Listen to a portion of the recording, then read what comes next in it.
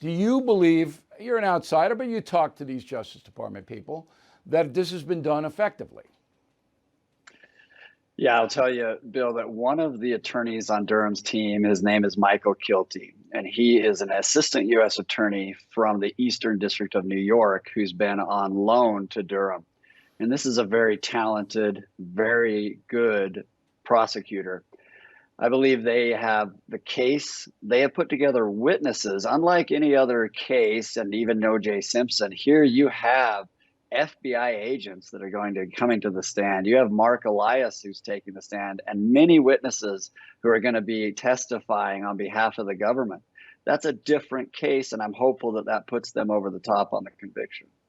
Are you surprised that Sussmann didn't cut a deal? I'm very surprised at that.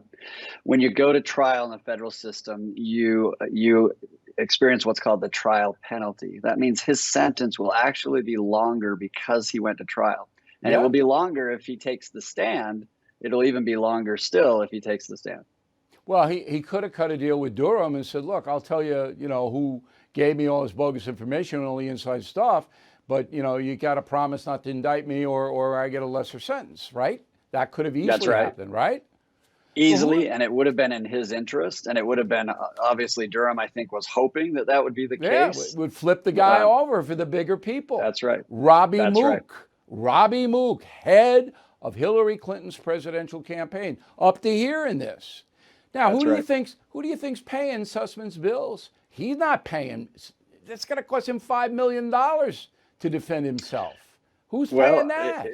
It's a great question, Bill, and my speculation on this is that his old law firm, where he was partners with Mark Elias, where he got the information, where they represented the Hillary Clinton campaign, is going to be footing the bill, assisting in that, which, those proceeds are probably coming from the campaign. But that's all speculation, but it's a plausible one.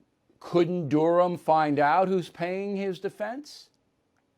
Yes, and in fact, I have reason to think that those 22 emails may make some of the connections before and after, the lies to the FBI. And I think he's going to be allowed to use those through impeachment. The judge said he could have them, said he can't use those emails yet, but I think he's holding those in case that he can use them for impeachment.